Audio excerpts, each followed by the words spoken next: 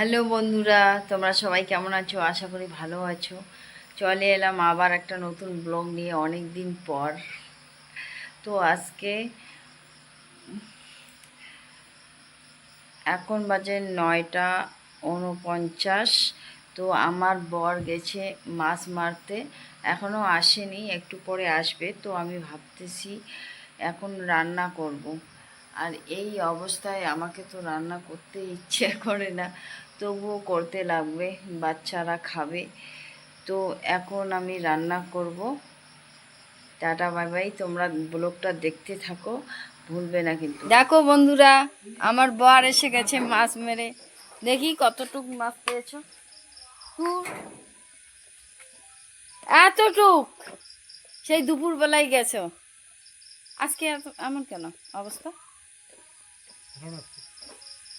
তাহলে তুমি বেচো, আমি আর বেচবো না। কেন? রান্না করবো তো।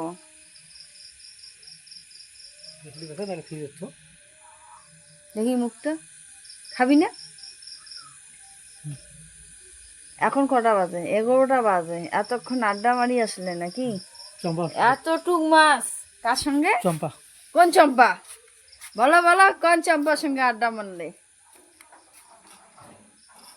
সেই দুপুর বেলায় গেছে মাছ মারতে, এখন রাত্রি 11টা বাজে। এতটুক মাছ, দূর, ভাল লাগে না।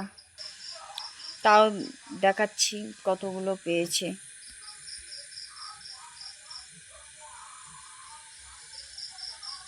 চলো দেখি। এখন আমি এগুলো কলে পারে নিয়ে যাচ্ছি। আশা করেছিলাম অনেকগুলো পাবে, তা না। সারা দুপুরটা গেল, ভাড়াও মারলো না।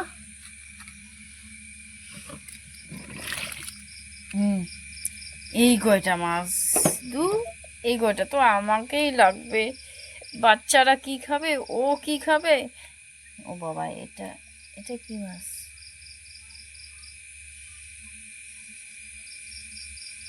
চিংড়ি। আমি কিন্তু মাছের নাম জানি না, এগুলো মাছ কি যে, শুধু খেতে জানি, শুধু খেতে জানি। এটা তো মনে হয় পুঁটি। বাবা, আমি ভাবছিলাম কতগুলো মাছ পাবে, তা না। দূর, বেশি ভাজা করি, তারপর ঝোল বানাবো। তো এখন আমি মাছটা ভেজে নেব, ভেজে নিয়ে খাওয়া দাওয়া করব। তোমরা সবাই শুয়ে পড়ো, আমরাও খেয়ে দিয়ে শুয়ে পড়বো। বাই বাই বন্ধুরা।